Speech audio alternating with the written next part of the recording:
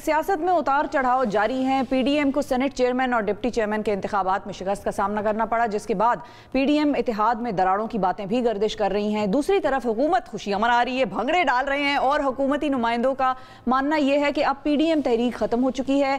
बिलावल भुट्टो जरदारी अब क्या रास्ता इख्तियार करेंगे और पीडीएम तहरीक का अगला लाएअमल क्या होगा? लॉन्ग मार्च किस तरफ जाएगी? क्या मामलात अदालत में तय पाएंगे या सड़कों पर तय होंगे? इन सवालात के जवाब जानने के लिए हमने दावत दी है सीनियर रहनुमा पाकिस्तान पीपल्स पार्टी चौधरी मंजूर अहमद साहब हमारे साथ हैं। अस्सलाम वालेकुम चौधरी साहब। वालेकुम अस्सलाम सर, बहुत शुक्रिया प्रोग्राम के लिए वक्त निकाला आपने। ये सबसे पहले तो वो जो जावेद लतीफ़ साहब का बयान है उस पे आपका क्या टेक है? आपको अफसोस हुआ, मायूसी हुई सुन के कि उन्होंने कहा हम पाकिस्तान खपे का नारा नहीं लगाएंगे? देखिए, ये चीजें जो हैं ये आउट ऑफ कंट्रोल होती जा रही हैं। मैं देख रहा हूं कि वो तो उन्होंने मोहतरमा बेनजीर भुट्टो की लाश पे खड़े होकर पाकिस्तान खपे का नारा लगाया, तो उसने ये कहा कि सारों में वो हौसला नहीं होता जो पीपल्स पार्टी के अंदर है। पीपल्स पार्टी में तो आपको याद है जब जुल्फकार अली भुट्टो को शहीद किया गया तो तब भी बीबी का क्या रिएक्शन था। जब उनके एक भाई को शहीद किया गया, दूसरे को किया गया, तो ये उनके खामद को जेल में रखा गया। तो हर कोई बेनजीर भुट्टो या पाकिस्तान पीपल्स पार्टी के कायदीन या आसफ अली जरदारी नहीं होता। एक बात। दूसरी बात, मैं एक गुजारिश करूंगा, देखें मुझे नहीं पता ये बात दुरुस्त है या गलत है, मैं उसकी ऑथेंटिसिटी तो मोहतरमा मरियम नवाज शरीफ साहबा बता रही जी। अगर ये बात हुई है अगर, तो फिर मियां नवाज शरीफ साहब का रिएक्शन, एक बाप का रिएक्शन, उनके साथियों का रिएक्शन को आप कैसे लेते? क्या तो सर वो जो रिएक्शन बात आप ठीक है, रिएक्शन शख्सियत में चले जाते हैं। कोई फलां शख्सियत को बात करेगा तो हम उसकी मजम्मत करते हैं और फलां के ऊपर औरत होने का इल्जाम, वो कोई बात कर दी तो हम मजम्मत करते हैं, लेकिन मुल्क के बारे में जब बात होती है तो हम मजम्मत क्यों नहीं करते? ये तो हम अपना ये तो वो अपना ही बता रहे हैं, उनमें हौसला नहीं है। उन्होंने तो अभी पीपल्स पार्टी की तरह किसी चीज की कुर्बानी दी ही नहीं है, उनकी तो कोई कुर्बानी है ही नहीं। पीपल्स पार्टी ने तो फिर भुट्टो को खो दिया, बेनजीर को खो दिया, उन्होंने क्या किया? मुल्क के बारे में जो बात है वो कोई करेगा। देखिए हमने तो इस मुल्क के लिए देखे ना कितनी कुर्बानियां दी हैं, लेकिन फिर भी बात नहीं की। तो मैं वही कह रहा हूं कि ये तो अपना हैसियत है, अपनी अपनी सोच है, अपनी अपनी फिक्र है, अपनी अपनी सलाहियत है। तो आप इनकी सोच की मजम्मत करेंगे या कहेंगे कि ठीक है? आप इनकी सोच की मजम्मत करेंगे कि ऐसी सोच नहीं होनी चाहिए, या आप ये कहेंगे कि भाई ठीक है अब जो है कह दिया? मैं समझता हूँ सारे लोगों को नहीं, मैं समझता हूँ सारे लोगों को बिहेव करना पड़ेगा और हमें तारीख से सीखना पड़ेगा। हमने कुछ नहीं सीखा मशरकी पाकिस्तान से, हमने कुछ नहीं सीखा इन सारे वाकयात से, भुट्टो साहब की शहादत से, मोहतरमा बेनजीर भुट्टो की शहादत से कुछ नहीं सीखा। हम वहीं के वहीं खड़े, सारे के सारे वहीं खड़े। सही है, लेकिन ये कि आपके ख्याल में अगर उन्होंने कह दिया तो गलत है या ठीक है या चलता है? नहीं, बिल्कुल गलत कहा, बिल्कुल गलत कहा। हाँ। लेकिन सवाल ये है कि आप एक को क्यों गलत कह रहे हैं? दूसरे को भी देखना होगा। जो भी इस तरह की बात करेगा वो गलत है, ठीक है, आपकी बात बिल्कुल सही है। जो भी इस तरह की बात अगर ये पहली बात हुई है, अगर ये पहली बात हुई है तो वो भी उतनी ही गलत। ठीक है। अच्छा, अब जरा आ जाते हैं कि पीडीएम के मामलात पर। अब ये जो वोटों को चैलेंज करने वाला मामला है, जो 7 वोट थे, पहले तो ये कि वो 7 वोटर्स का वो जो 7 वोट डालने वाले थे उनके बारे में क्या हो रहा है कि क्या वो आगे आप लोग लेकर जाएंगे अदालत में? वो फोरम ऐसा है अदालत का कि जहाँ पर ये लेके जा सकते हैं? बिल्कुल जा सकते हैं, बिल्कुल जाएंगे। आज हमने एक कमेटी कायम की थी जिसमें फारूक एच नायक साहब, खोसा साहब और नैयर बुखारी साहब, तीनों बड़े नामवर कानूनदान हैं। हाँ, उन्होंने केस तैयार कर लिया। मेरे ख्याल आज दायर हो जाएगा। अच्छा। आज दायर हो जाएगा, या आज कुछ बेसिक कोई रिक्वायरमेंट हुई तो कल दायर हो जाएगा। वो तो यूसुफ रजा गिलानी साहब जीते हुए हैं इलेक्शन, वहां पे तो साफ जाहिर है कि आपने खाने के अंदर मोड़ लगानी। लेकिन फिर वो रजा रबानी साहब ये भी कहते हैं कि हाउस के अंदर की प्रोसीडिंग्स को चैलेंज नहीं कर सकते कोर्ट में। नहीं, हाउस के अंदर की प्रोसीडिंग्स उस वक्त होती है जब कोई सेनेट का चेयरमैन, डिप्टी चेयरमैन या कोई सेनेटर उसको प्रिजाइड कर रहा हो।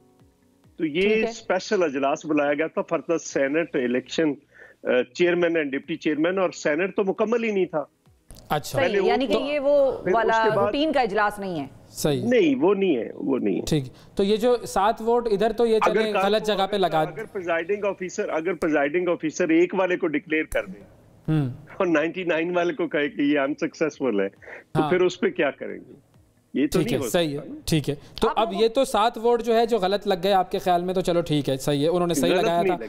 हाँ, मतलब यही ना कि वो जो प्रेसिडिंग ऑफिसर कह रहे हैं कि गलत लगाया है उन्होंने, आप लोग कह रहे हैं कि ठीक लगाए हैं। ये 7 वोट तो चले आप कह रहे हैं कि अदालत में सेटल हो जाएंगे। बाकी जो डिप्टी चेयरमैन सेनेट वाले जो वोट थे उनका क्या होगा, वो कैसे पता चलेंगे कि वो कौन थे? नहीं देखिए ना, मैं कैसे मान लूं कि पहले कैमरे लगाए गए, फिर यहाँ का रिजल्ट दिन के टाइम पे सामने डकैती कर ली गई वोट्स की, पहले चोरी होती थी अब डकैती कर ली गई, तो मैं उस रिजल्ट को कैसे मान? एक और बात बताऊं जी, ये इलेक्शन जो डिप्टी चेयरमैन का ये भी नल एंड वॉइड हो जाएगा। उसकी वजह कैसे? कि जो चेयरमैन आकर दोबारा चेयरमैन सेनेट ने बतौर चेयरमैन इलेक्शन करवाए हैं, वो चेयरमैन है ही नहीं। ठीक है, तो उससे वोटों की उस पर क्या फर्क पड़ता है? सात वोटों का फर्क पड़ेगा ना, तो वो बंदा करवा ही नहीं सकता, एक इलेक्शन करवा ही नहीं सकता, वो उसका इलेक्शन करवाया हुआ वैसे ही गलत हो जाएगा। सही है, लेकिन चौधरी साहब सोचने वाली एक बात है कि एक के लिए उन्होंने नाम के ऊपर वोट लगाया, यूसुफ रजा गिलानी के नाम के ऊपर मोहरें लगाई हैं, और दूसरी तरफ जो है वो नाम के ऊपर मोहरें नहीं लगाई, सामने लगाई हैं जो डिप्टी के लिए उन्होंने सिलेक्ट किया है मिर्जा साहब को।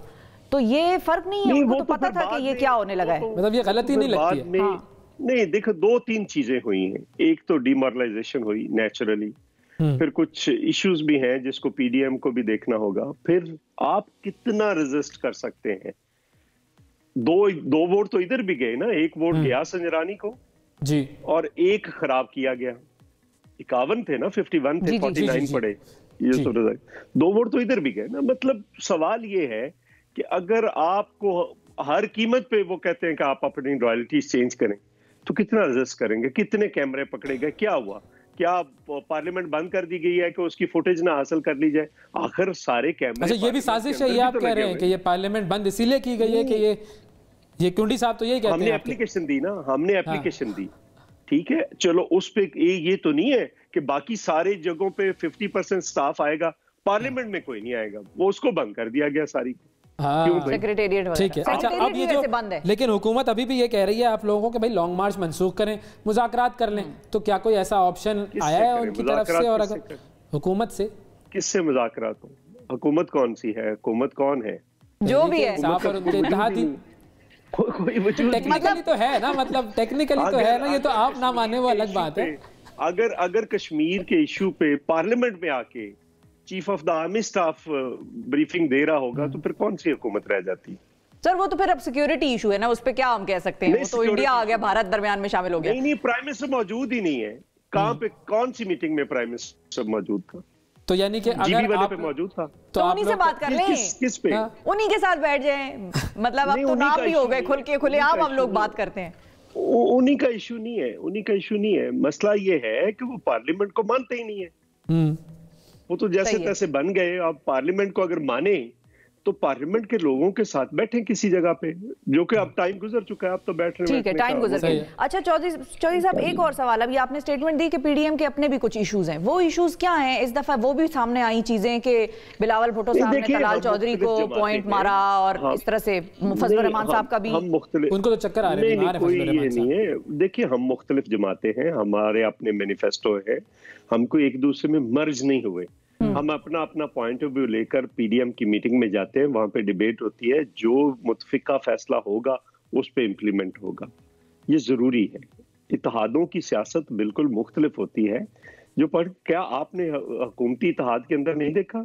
वोट देकर क्या खालिद मकबूल सिद्दीकी ने तकरीर की, वोट देकर कॉन्फिडेंस का क्या तकरीर की डॉक्टर फहमीदा मिर्जा ने, क्या चौधरीज ने कहा इमरान खान के बारे में।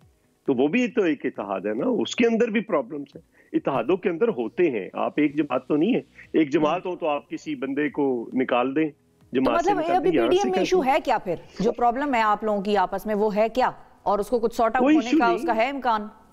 नहीं, कोई इशू नहीं है। सारे इश्यूज अभी तक सॉर्ट आउट हुए हैं। पहले कुछ पॉइंट ऑफ व्यू था, कुछ लोगों का ख्याल था सेनेट में ना जाओ, हमारा ख्याल था कि सेनेट का इलेक्शन लड़ा जाए। फिर सेनेट के इलेक्शन ने उनका सारा खोल के रख दिया जो कुछ था। फिर जिमनी इलेक्शन का था, जिमनी इलेक्शन ने 2018 के इलेक्शन की हकीकत खोल के लोगों के सामने रख दी कि क्या था। सारी जगहों पे जिस तरह से हारे हैं, जो कुछ हुआ वो सारे लोगों के सामने है। और फिर इस्तीफों पे हमारा मौकफ ये है कि अगर इस्तीफे पहले देने हैं तो जो आखिरी पॉइंट था वो सबसे पहले तो नहीं आ सकता।